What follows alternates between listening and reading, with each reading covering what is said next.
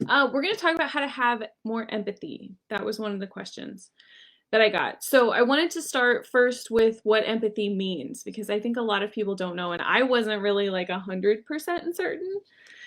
Um, so a lot of people talk about sympathy, right? And sympathy comes from a Greek word that has the same origin as empathy.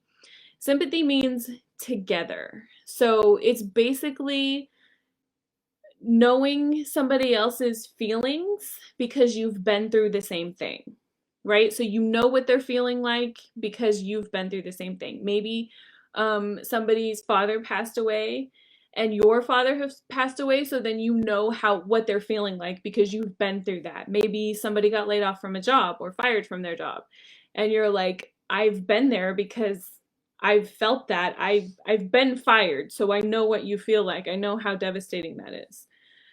Empathy is very similar, but empathy is imagining somebody else's feelings. So putting yourself into their feelings without actually having been through what they're going through, right? So, like, maybe you haven't been fired, but one of your friends was fired recently, and you think about the effects that it would have on your life if you were fired. And you think about it in such a way that you think about all of the details of what that feels like. You think about all of the pain, and maybe you relate to it in a different way. Maybe you were laid off, or maybe you quit a job unexpectedly, right? So something similar happened to you, and you can say, oh, I kind of feel the same way because I've sort of been in that situation.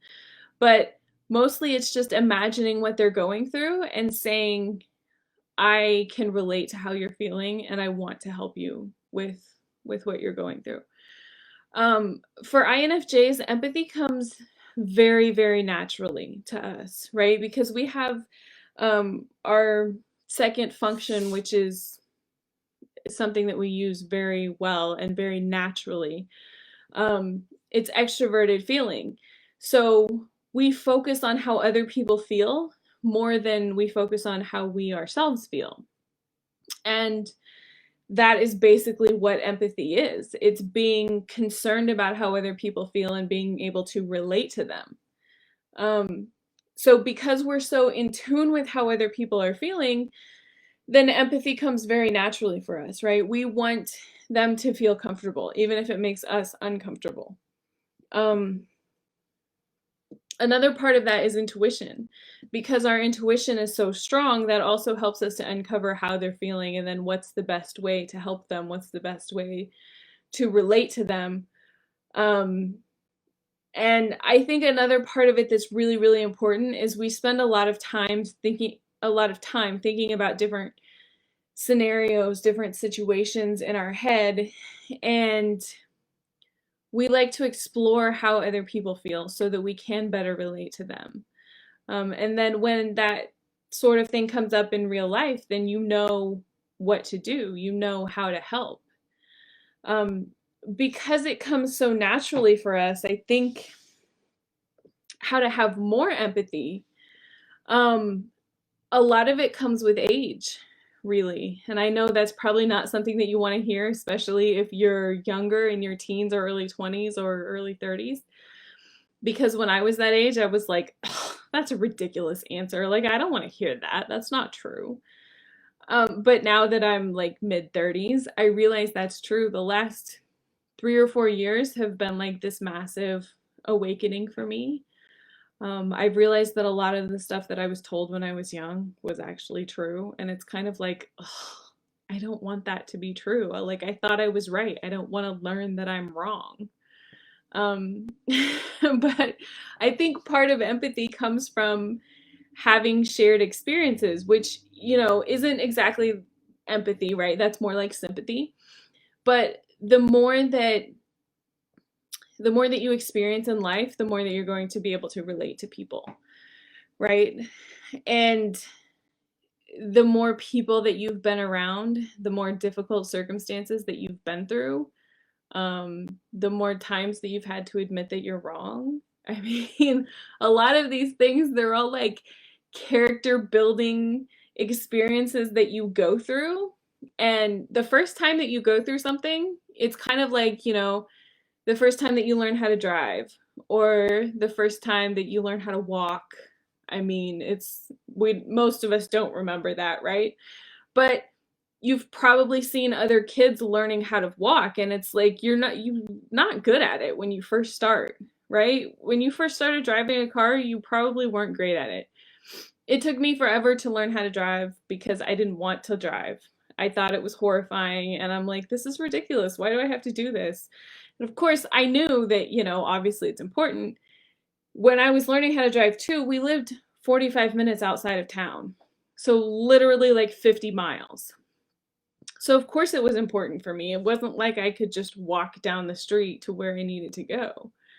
But I still hated it, and I didn't want to do it because it was really difficult for me. I remember like all the details, like my ankle hurt because I wasn't used to like pushing on the brakes and the gas pedals. I remember feeling so super anxious and like having these arguments with my dad because when he was teaching me how to drive, he was like, okay, you need to slow down to turning speed.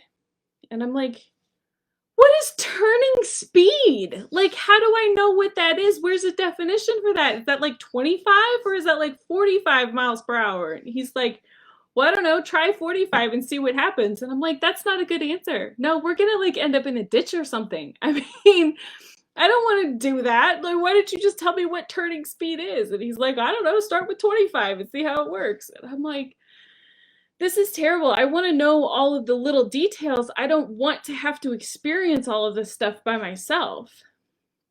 But once you go through that experience, right, then it's easier to be able to relate to people, not only who are learning how to drive, but who are going through other difficult experiences that are intricate and detailed and confusing and overwhelming, um and then you also remember how you went through that experience, right? You remember that it was difficult. You remember all the arguments that you had. Like, I had arguments with my parents.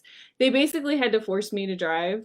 It got to the point where my mom would be like bribing me, like, like, do you want to go out to eat? And I'd be like, oh yeah, of course. And she's like, okay, cool, you have to drive. And I'm like, oh, nope, not hungry anymore.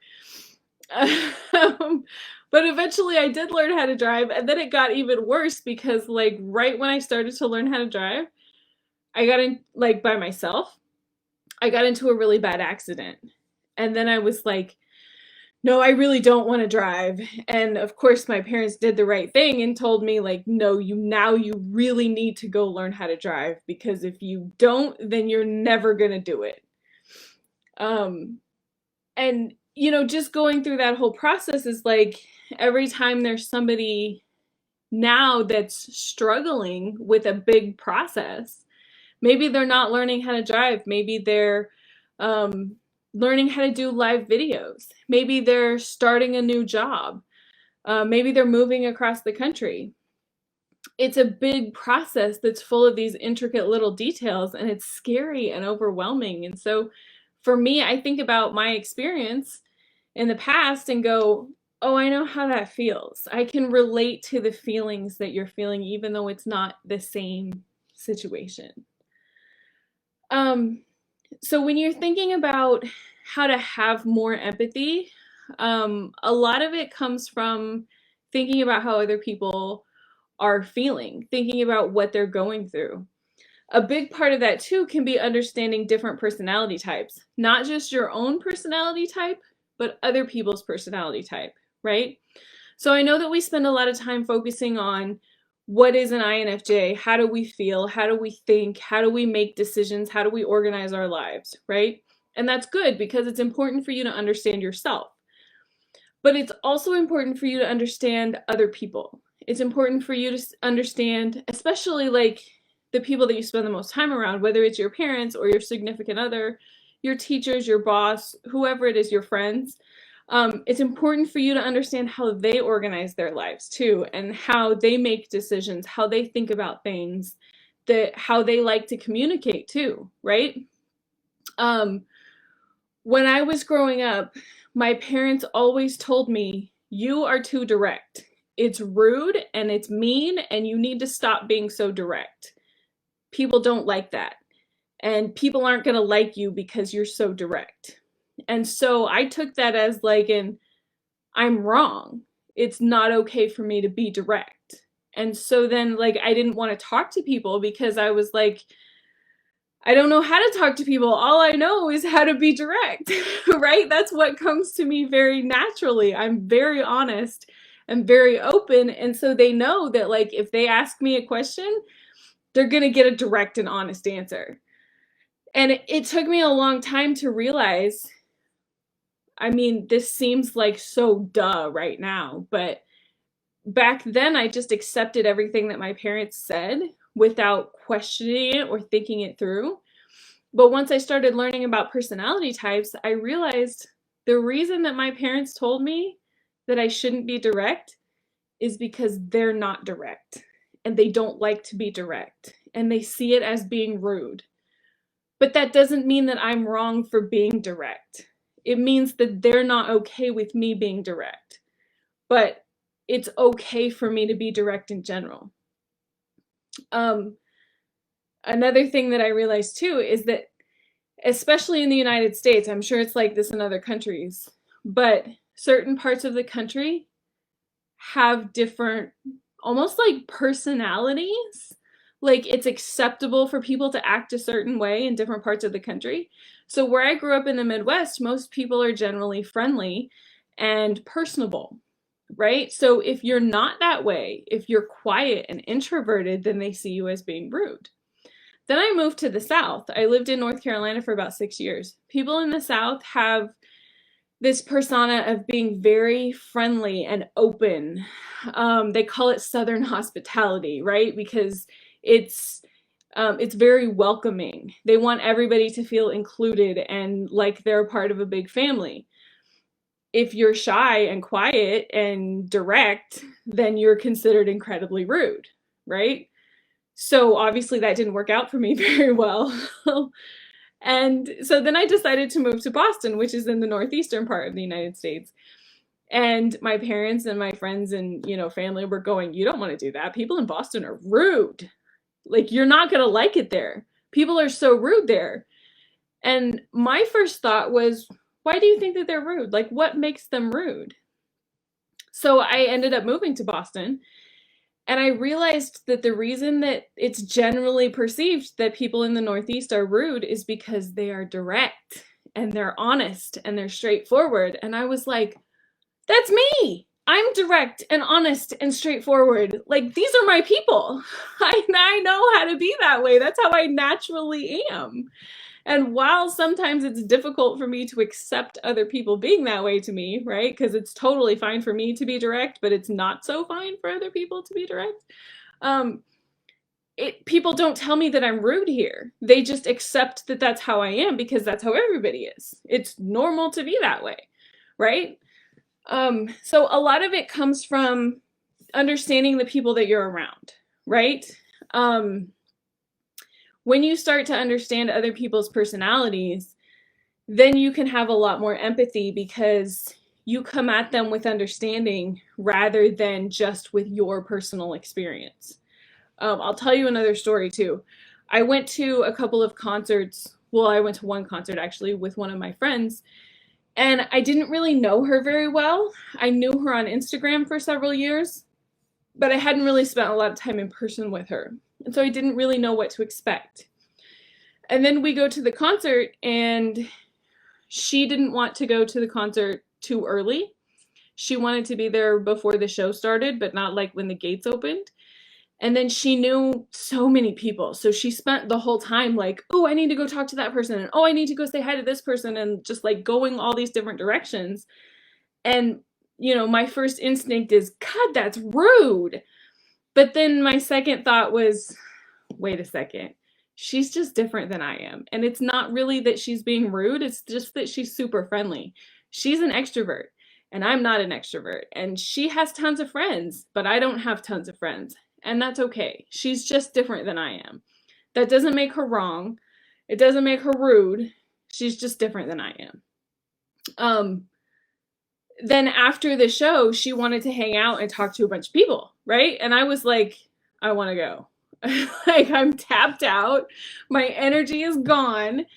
I need to go and rest and recover. And she was like, no, let's go talk to people. Like, let's go out to a karaoke bar. And I'm like, at midnight? Do you know that it's almost midnight? And she's like, yeah, let's go hang out. And I'm like, no.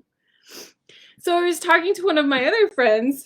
She wants to come to a concert with me because we both like the same group, and they're getting ready to announce a tour. So we're like planning buying tickets. And I'm like, okay, so I understand that you want to go to a concert together. That's super cool, but I need to know like details.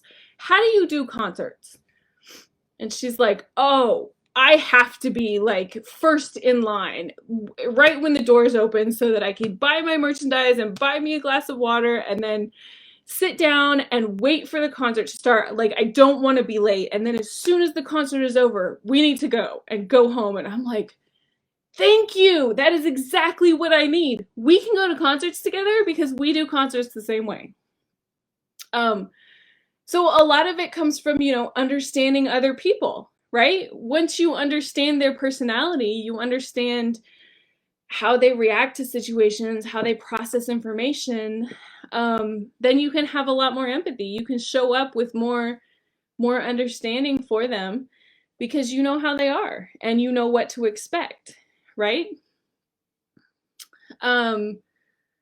One more example. So my niece is an INTP, right? And that means that she has a perceiving personality type, so she's not great at making decisions.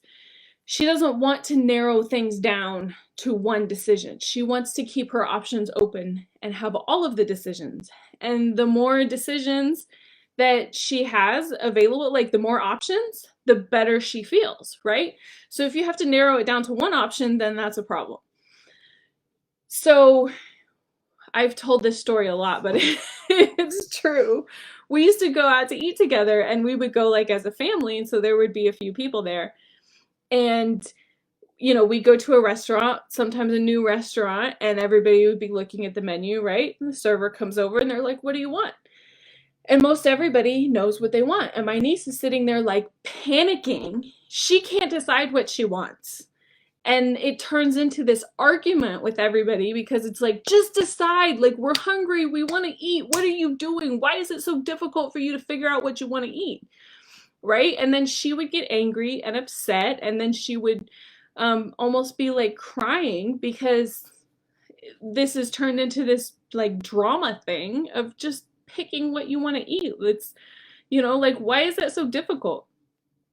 So I was talking to her about it later, and I was like, let's figure this out. Like, what's going on here? Why is it so difficult for you to figure out what you want to eat? And so we started talking about the decision-making process, like how you decide what you want to eat. And she's like, well, what if there are 5 things on the menu that I want and I pick one and then I miss out on all the other things? And like, what if the one that I pick isn't good and then I'll be disappointed? And she had all these great points about like why she couldn't make a decision that I had never even thought about.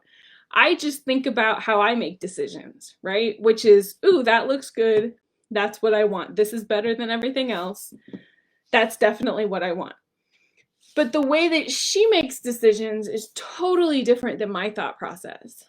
And I don't think that a lot of people take time, especially in that kind of situations. Most people would be like, just pick something. Like, you're holding up the show. What is wrong with you? They go straight to like this accusatory thing because they're aggravated and they're frustrated and maybe they're hungry, which makes them even more irritable, right? They never take the time to say, why are you having trouble making a decision? How is this process? Like, what does it look like for you? What thoughts are you thinking? Why are you worried about making the wrong decision? So what we did once we figured out how she makes decisions, because she didn't even know how she makes decisions, right? A lot of times we don't know ourselves how we make decisions. But once we talked about it and we figured out, okay, this is why you can't make a decision. because you like all the options and you don't want to narrow it down and you're worried that you're going to miss out on something else. So let's figure out how to make that decision. What can we do that would make it easier for you to make this decision? Do you need more time to think about it? Would it be better if you had the menu in front of you a few days before we go out to eat? Because you can access menus to restaurants online, right? So we can pick out where we're going to eat a couple of days ahead of time and then have you look at the menu so that you know exactly what you're going to order when you go in there. So we don't have this panic issue, right? We don't have people getting angry and mad. You already know what you want. Another thing that we did is I told her, like, every time I go to a certain restaurant, I already know what I want. I eat at Panera all the time. I order the same thing. There's a Chinese food restaurant here that I like. I always order the same thing because it's good and I know it's good and I like it and that's why I go there. And so she decided she was going to do the same thing, that she picks out what she likes and she knows that that's what she's going to order. And she was comfortable with that decision, and it made her feel a lot less panicky because she had a solution, right? And a lot of our problems, especially with decision making, come from overthinking, right? We think that we're going to miss out on something if we choose the wrong decision. And generally, as INFJs, we don't run into this problem in small decisions. It's usually in the bigger decisions that we run into this problem with. But here's the thing. All you have to do is make a decision. And 9 times out of 10, probably 99 times out of 100, it doesn't matter what decision you make. I know that's really like difficult to accept in the beginning because it's like, no, it does matter. It matters what college I go to. It matters what major I have. It matters where I live. It doesn't matter. In the grand scheme of things, it really doesn't matter. All that matters to get out of the overthinking is that you make a decision. And then the next thing is that you make it the right decision. So you stop questioning yourself. You stop worrying about whether it's the right decision or not. You pick something and you tell yourself, this is the right decision. This is what we're doing, nothing else. We're not going to overthink anymore. We're going to commit to this decision and we're going to make it the right decision. It will solve so many of your overthinking problems. So many problems. And I mean, for me, it's been like this life-changing thing. I've done it in the past a few times.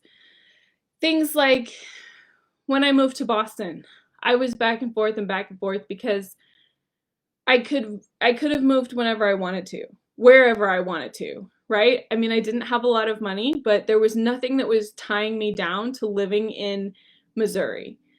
There was nothing there. Like, my family was there, but they were planning on moving. And I don't have a husband. I don't have any kids. I really didn't have a great job. So I was like, I can move wherever I want to, right? So where do I want to move? And then you're like, ugh, the decisions, like anywhere in the United States, but like where? So I picked Boston because of some random thing. And I was like, this is what I'm going to do. And everybody was like, that's a terrible decision. You're not going to like it. It's cold there. People are rude. Like, it's super expensive. And I'm like, this is what I'm going to do. I made a decision. That's it. And then came the people telling me, you're never going to get hired there. You're never going to be able to afford it. You're not going to like it. You're not going to make it. Like, it got even worse. And that, for me, solidified my decision of, I am going to make it. I will show you that I will make it work. So the more that people told me it wasn't going to work, the more committed to the decision I became. It's always that way with me. I don't know why, but the more people tell me, you're doing it wrong, it's not going to work, you don't know what you're doing, the more committed that I become, and the more that it's like, oh, I am going to do it.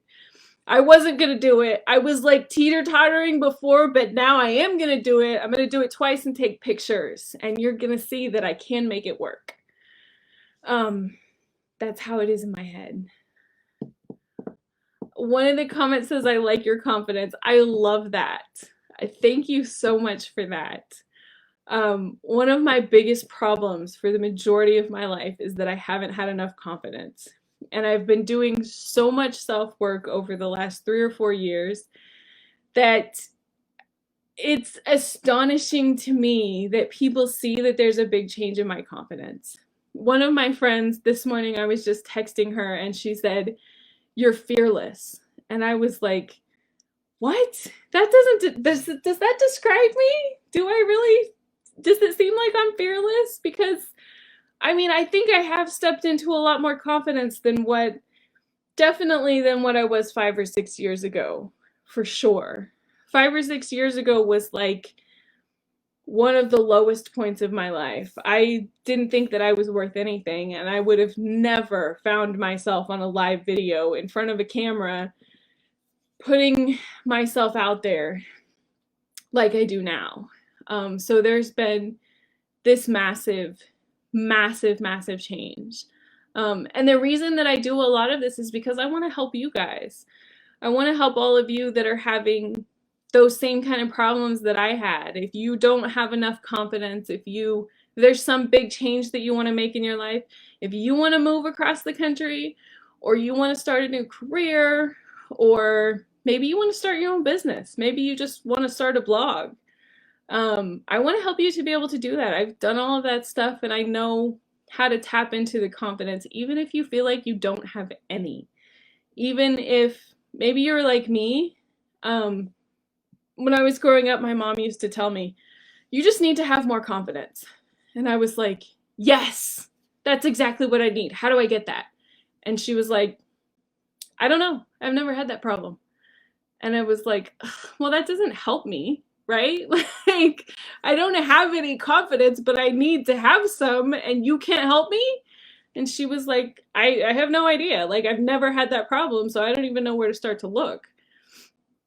So I've literally spent like 10, 15 years searching for confidence. And over the past 5 to 6 years, I've really tapped into it quite a bit. And the last 3 years, I mean, have been huge. Even a year ago would have been really difficult for me to sit in front of um, a live camera and just talk about it.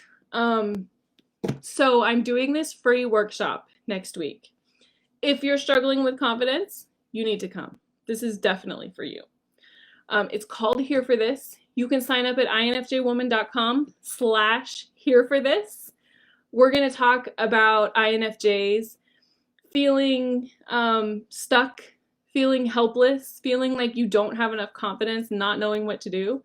And I'm going to tell you exactly what you need to do. I'm going to tell you everything that helped me, how you can go from where I was being like, "I know I don't have enough confidence, so how do I get it?" to, "Hey, I can move across the country, I can start my own business, I can be introverted and sit in front of live cameras and just talk without really knowing what I'm going to talk about and make it seem like it fits." I don't know how that works, but but it does.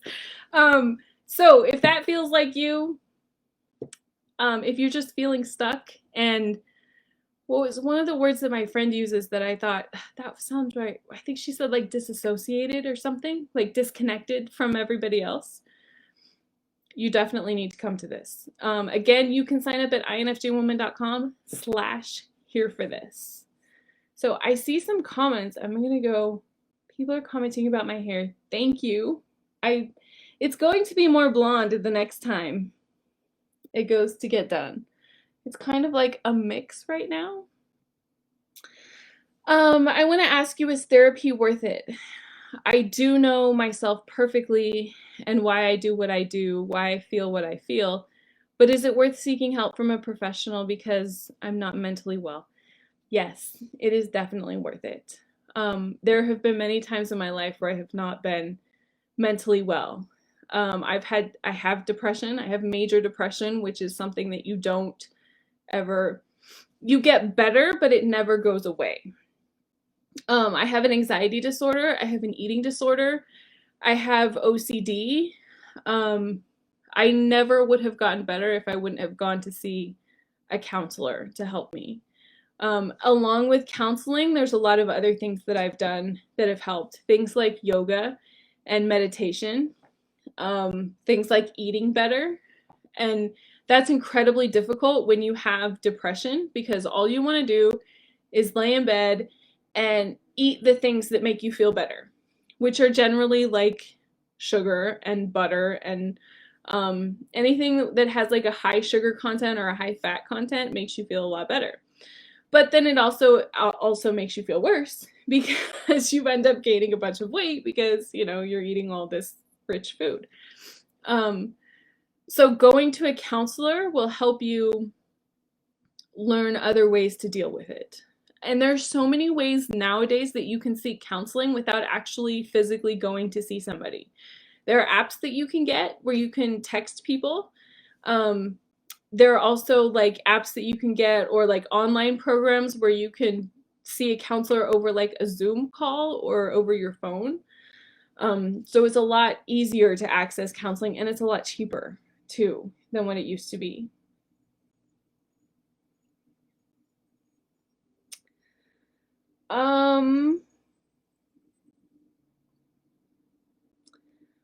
All right. I guess that's all of the questions that I see. Thank you guys so much for joining me. I really appreciate it. I appreciate all of your positive comments. I appreciate all of your appreciation of me. Same time, same place tomorrow, Thursday tomorrow too. So we're gonna talk about my book at 7 o'clock Eastern time tomorrow. I'll be live on Instagram talking about it. I don't know what chapter that we're going to talk about. I think we talked about weaknesses, so we might be talking about communication, I think is what it is. I